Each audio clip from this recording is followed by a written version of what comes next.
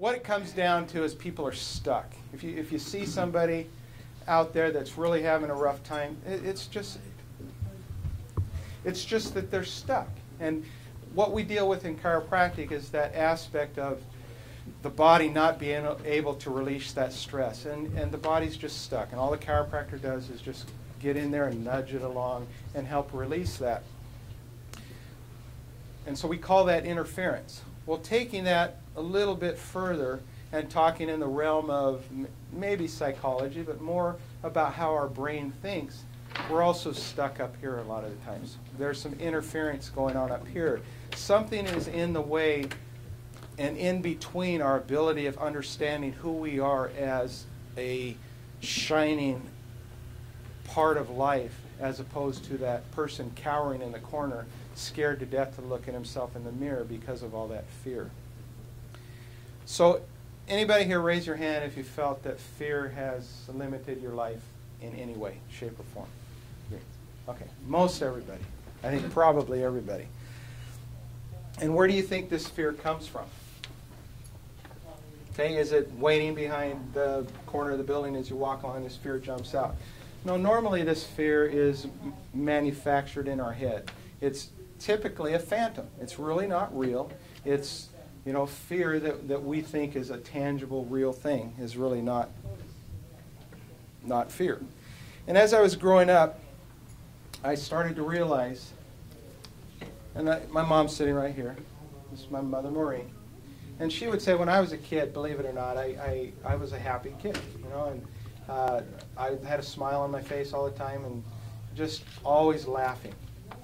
But as I started to grow up, I started to see things in the world that maybe weren't perceived as safe. I started to see that there were things that I was being taught that there were things to be afraid of. Well, one time I was in Seattle, in Pike Place Market. Everybody's been to Pike Place Market. We were walking along the street, and this guy comes stumbling out of the alley. He's had a little bit to drink. And he was just talking to himself. And I quickly realized that there wasn't anybody around, but he was talking. There was some aspect of himself that he was arguing with. There was some little demon in his head. And whether or not he was maybe a little mentally not 100% there, I started realizing that I'm not a whole lot of different. I just started to discover that there's something in the corner of my head that was talking about fear. And as I started to realize that, my life started to change. I was raised in the Seventh-day Adventist Church, and some could say it's a little bit conservative. I was talking with somebody here tonight, I forget who it was, but they were in a similar church, and were thinking that there was probably some parallels there in our experience. One time this good friend of mine, I thought he was my friend, came up to me and said, "Hey Perry, you heard, you know why Adventists don't make love standing up, don't you?" And I looked at him and I said, "What's this about?" And he started laughing. He said, "Well, they don't make love standing up because it could lead to dancing."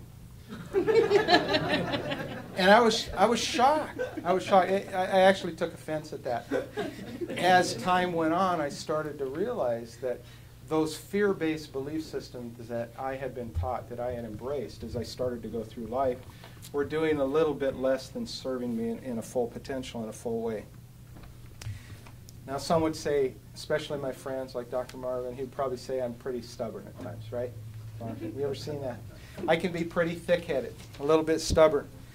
But what I started to learn was that pain in life is inevitable. It's the suffering that is optional. At first I didn't really understand that. As I started to think about that a little bit, yeah, you're right. We're all going to get in car accidents. We're all going to put our foot in our mouth in a relationship situation. We're going to do all these different things. We're going to create pain in our life. That's just part of being alive, part of the process, part of the experience. But it's the suffering that is optional. And a question was asked of Eckhart Tolle one time. And Eckhart Tolle, anybody read his books? But Tolle is, in my opinion, he's probably my favorite author on the planet. He's just spot on how he talks about how your mind works and how spirituality works. And Tolle was asked one time, he said, as he was explaining this process of learning through life, through pain, and creating these experiences of pain, he was asked, well, how long am I going to be in pain? How long am I going to suffer? And his answer is, as long as it's necessary. The suffering, the pain that we put ourselves into is part of the journey to get us to that point. And there's no virtue in suffering. There's no virtue in pain. But what we finally get to is that moment of surrender. And when you can get to that point of surrender, then the window opens up and you can start to understand the process and what's happening in your life.